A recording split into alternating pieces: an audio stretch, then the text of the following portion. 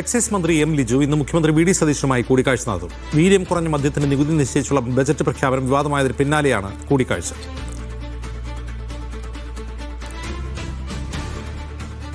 രജീഷ് നരിക്കുനി വിവരങ്ങളുമായി ചേരുന്നു. രജീഷ്, ഈ വീര്യം കുറഞ്ഞ മദ്യത്തിന്റെ നികുതി കുറച്ചതാണല്ലോ വിവാദമായത്.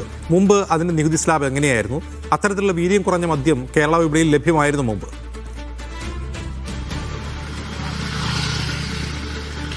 അജിംസ, ഈ പുതിയ സർക്കാർ അധികാരത്തിൽ നടത്തിയ ആദ്യ ബജറ്റിലായിരുന്നു ഈ വീര്യം കുറഞ്ഞ മദ്യത്തിന് സ്ലാബ് ഏർപ്പെടുത്തിയത്. അതായത് 120, 175 എന്ന 2 സ്ലാബുകളായിരുന്നു ഏർപ്പെടുത്തിയത്. അത് 0 മുതൽ 10% വരെയുള്ള ആൽക്കഹോൾ ഉള്ള മദ്യത്തിന് 120%, 10% മുതൽ 20% വരെയുള്ള മദ്യത്തിന് 175%, നികുതി വിൽപ്പന നികുതിയായി ഏർപ്പെടുത്തിയിരുന്നത്.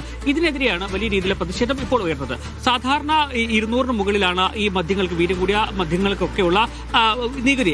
അത് കുറഞ്ഞ് ഈ ഇടത്തരം മദ്യത്തിന്, ഈ ആൽക്കഹോൾ ഉള്ള മദ്യത്തിന് ഇത്തരം കുറഞ്ഞ നിരക്കിൽ വിൽപ്പന നികുതി ഏർപ്പെടുന്നത് വലിയ രീതിയിൽ വിറ്റൊഴിവിന് അല്ലെങ്കിൽ മദ്യവിൽപ്പനയ്ക്ക് വഴിയൊരുക്കും. ഇത് ഇപ്പോൾ ഉണ്ടാകുന്ന ഓപ്പറേഷൻ തൂഫാൻ അടക്കമുള്ള പദ്ധതികൾക്കെതിരെയുള്ള ഒരു സർക്കാർ നിലപാടാണെന്ന ഒരു വിമർശനം സമൂഹത്തിൽ ഉയർന്നു വരികയാണ്.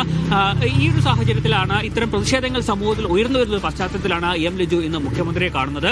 ഇപ്പോൾ ഉയർന്നു വന്ന പ്രതിഷേധം ഒരുപക്ഷെ മുഖ്യമന്ത്രിയെ അറിയിക്കാനാണ് സാധ്യതയെന്നാണ് നമുക്ക് മനസ്സിലാക്കാൻ കഴിയുന്നത്.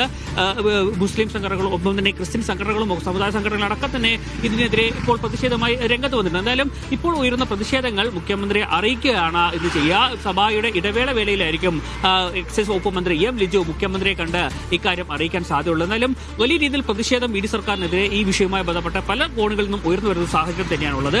എന്തായാലും ഈ കഴിഞ്ഞ ഇടതുമുന്നണി സർക്കാർ ഇതുമായി ബന്ധപ്പെട്ട് ഇത്തരം ഒരു കാറ്റഗറി കൊണ്ടുവന്നെങ്കിലും പിന്നീട് തുറന്ന നടപടിയിലേക്കൊന്നും തന്നെ കടന്നില്ല. പക്ഷേ വി ഡി സർക്കാരിന്റെ ആദ്യ ബജറ്റിൽ തന്നെ സർക്കാരിലേക്ക് വരുമാന കൂട്ടുന്നതിനൊക്കെ ഭാഗമായിട്ടായിരിക്കും ഇത്തരമൊരു നികുതി സ്ലാബ് കൂടി ഏർപ്പെടുത്തിയത്. അതിനെതിരെയാണ് വലിയ രീതിയിലുള്ള പ്രതിഷേധം സമൂഹത്തിൽ ഉയർന്നു വരുന്നത്.